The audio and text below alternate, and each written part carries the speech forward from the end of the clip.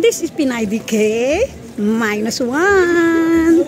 So we are here in the center of Copenhagen. I just finished my Danish class, so I decided to walk around Nørreport. Okay, Nørreport in English. So this is like a central Copenhagen also, and you will see a lot of stores here, a lot of restaurants, and many people, of course. And I will show you the round tower, and we will go up to the top of the round tower. So it's a beautiful day today because it's very, very sunny, and it's a good time to walk. So here in Nørreport there is a metro, it's train. And there's also another type of train here. It's called S-Tog or S-Train. And that is the main station of Nørreport. And here you will see it's very busy. A lot of people here. And a lot of cars, of course. And we will go to the shopping street there. Here in Denmark, it's normal to have a bicycle lane. You will see here. And in afternoon or in the morning, you will see lots of bicycle cycling here. So look at them. Those are people cycling around Copenhagen. So this is the main station of Nørreport. Ayan. Nørreport station. And here you will see lots of bicycles. As you know, Copenhagen is a city of bicycles, so everyone uses bicycles here. So if you want to go to Round Tower from Nørreport station, so this is the station, and you will just go in this street. So this street is Nye Bollesgade, and going to the shopping street, this is called Frederiksborggade. So that is the street going to shopping street. So we are going to walk that way to go to the round tower. So here in this street, there is Burger King and metro and the S-Train entrance or exit. And there is another kind of burger there. And here is the juice. It's typical to see in Copenhagen, that coffee shop. And we go straight. There is a souvenir shop here where you can find, of course, Danish souvenirs. And if you keep walking, you will see some Danish coffee shop and restaurants here. And this Lakaghuset, that coffee shop, is also a Danish coffee shop where you can see that kind of coffee shop everywhere. Nabubulol ako ah. It's very nice weather. You will see the beautiful street here in Copenhagen. We are heading to this street, and this corner have a lot of beautiful plants or flowers.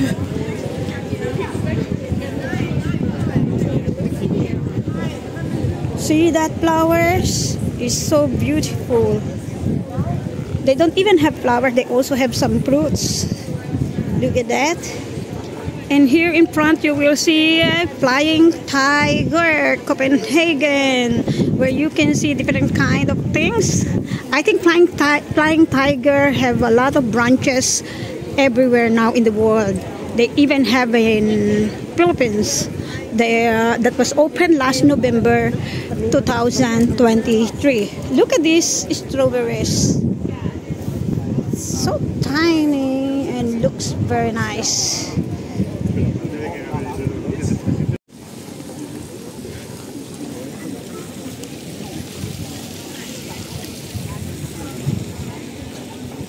There's also a hot dog sandwich store here.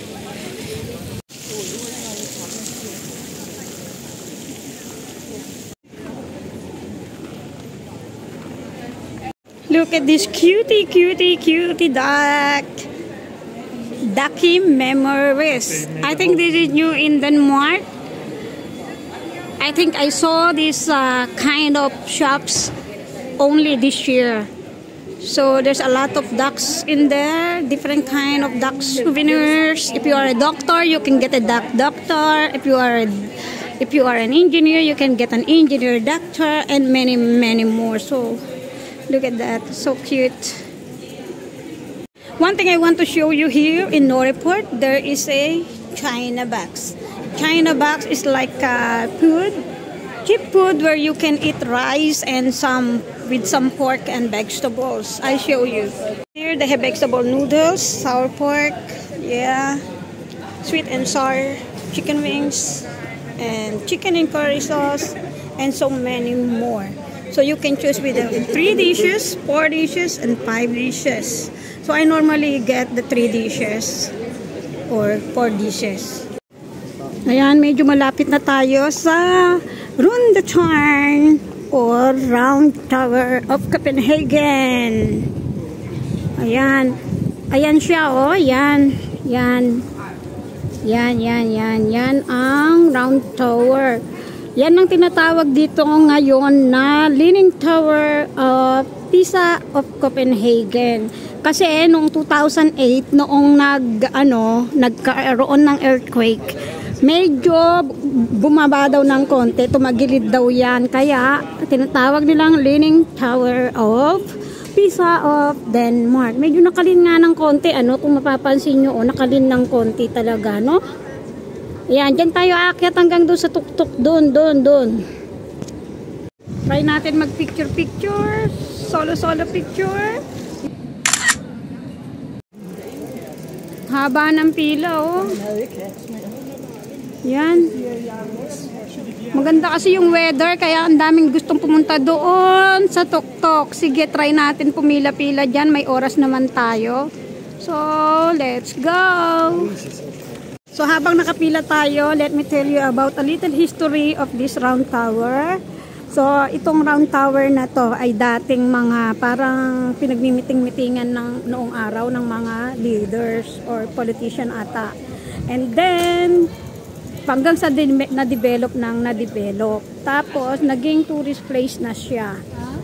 Tapos, ang height nito is parang mga almost 35 meters height. Parang ganyan. Sa loob, meron din siyang museum na may high ceiling. At yung stairs niya is spiral.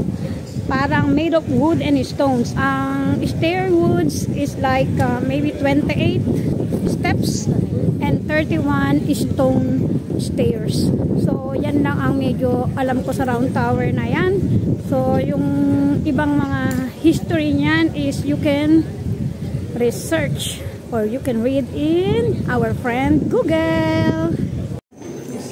Dito pala, kapag kapapasok ka, bawal ang luggage at saka may hayop or aso. Ayan. At paglalabas ka, dyan ka sa gawing kanan lalabas. At pagpapasok ka, yon ang bilihan ng ticket. Madaming papasok ngayon kasi ang weather maganda. So, ibig sabihin maganda ang view doon sa tuktok. So, ang presyo nito ay, ayun, for adult is 40 kroner, for kid is 10 kroner. Tapos may discount yata ang mga senior at saka ang mga baby, walang bayad. So, eto, nakakuha na tayo ng ticket. Ayan, 40 kroner. Medyo natagalan ako sa pila kasi may limit yata kapag masyadong madami ang tourist. So, nililimit nila. So, ihinto muna ng sandali ang pagbenta ng ticket. Pagpasok mo, ang una mong makikita ay itong view na to. Ayan. Church. Simbahan yan. Pwede ka pumasok sa loob niyan sa baba. Iikot ka. So, ang ganda ng church na yan. So, may mga exhibit dyan minsan. So, pwedeng pumasok dyan. Free entrance sa church na yan. Ang entrance nga lang ay sa likod. May makikita kayong parang mga little cave. Ayan. Pag ikaw ay papaakyat, dito ka sa gawing kanan. Pag naman pababa, doon naman sa gawing kaliwa. Ayan. Maraming maakyat, marami ding bumababa. So, ayan. Cave. Ayan, yung mga bintana na yan, magaganda ang view dyan.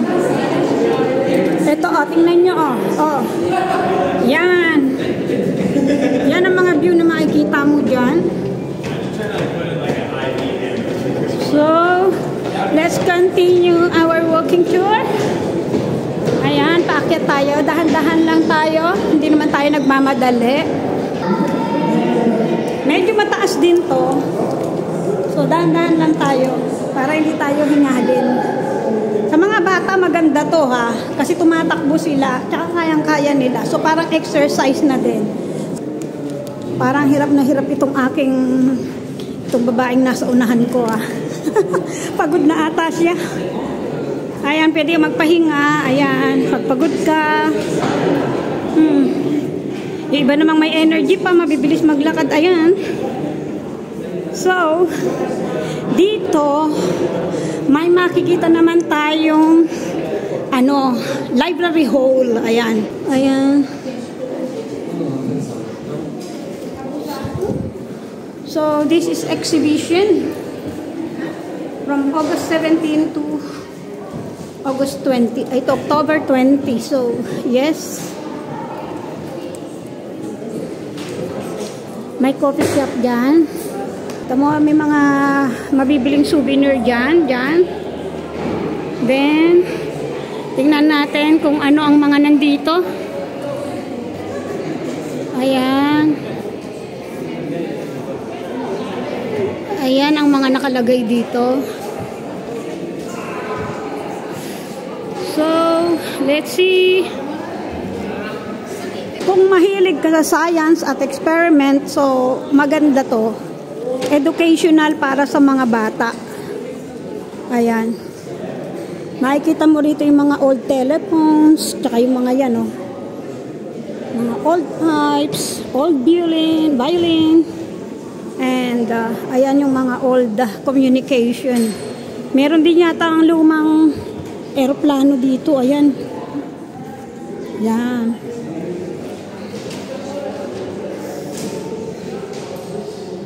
Parang from time to time, iba-iba ata ang exhibition dito. So, let's check this. Ito, para mga pendulum ata to. Experiment.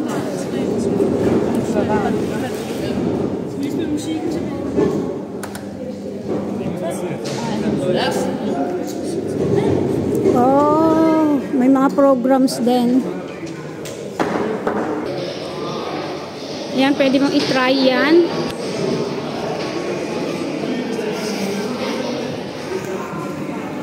Parang mga famous scientists yata yung mga nakalagay dito. O Danish scientists. Ito tulad nito, Professor of Physics of the School of Pharmacy. He was an expert crystallography in 1950. Oh! Sa Pennsylvania pa siya nagtrabaho noon. Ayan, yung mga famous Danish scientists. So, tapos na tayo dito sa library hall. We can continue our climbing tour. At habang tumataas, pag tumingin ka sa window, mas gumaganda yung mga view. So, ito naman ay nakalimutan ko kung ano to. Let's see. Oh, the bells of Trinity Church hang in the belote. Ayan. Ito. You will see here.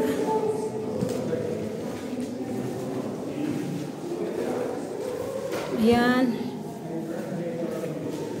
My compass, books, old books. Ayan. Ito yun. The bells of Trinity. Yan daw yun. Yung dating bells. Yun. Hindi pwedeng pumasok sa loob eh. Yan. Ganyan mo lang siya makikita. Meron pala dito sa floor. Ayan o. Siguro yan yung mga old Old materials na ginagamit noong araw. Pataas talaga ng papataas na tayo. Ayan, may mga nagpapahinga doon. Ayan. May mga sumusuot dyan sa kuweba. Kasi may makikita ka dyan eh. Yan o. Parang ano yan yung sa ilalim. Mapakita ko sa inyo ha. Ayan, tingnan nyo ha. Papasok ako eh. You will see like a tunnel there. Yeah, that one. So tunnel. Yeah.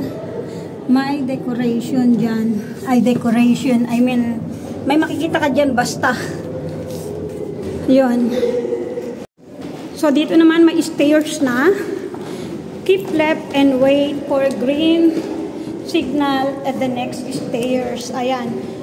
Wait here. So merong stoplight dyan sa taas. Pero bago tayo pumunta dyan, silipin muna natin itong nandito. Ayan, yung street sa baba. Medyo malabong bintana, ano, hindi ganong makita. Pero bueno, ayan, okay, yeah, here. See? It's nice. So may stoplight dito, mag-aantay tayo kapag green light na. So yan ang stoplight, green. So let's see, may timer yan. So sana makapasok ako kasi green pa naman. Oh my God. Ayan, madaming tao. So, ito, tingnan natin. Ayan. Beautiful view.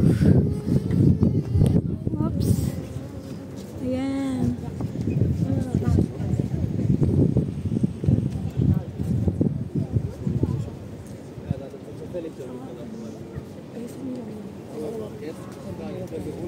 Ang swerte dahil ang ganda talaga ng weather. Kita nyo yung araw, oh. Maliwanag na maliwanag talaga.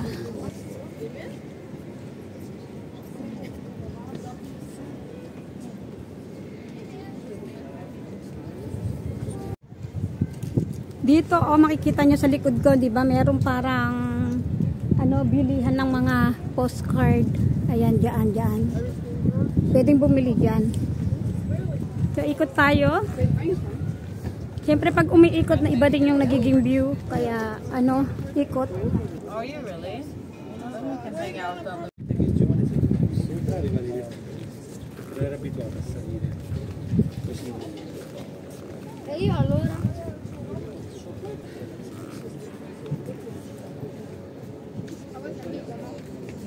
Babalik ulit tayo dyan. Antayin natin yung stoplight na green para makababa. So, ayun lang. Saglit lang ako dito. Pero, it's a very, very beautiful view. And nice weather with the wind. It's perfect. I love to be here kahit na maraming beses na akong nakapunta dito. So, ito madali lang puntahan, no? Dito lang sa center of Copenhagen.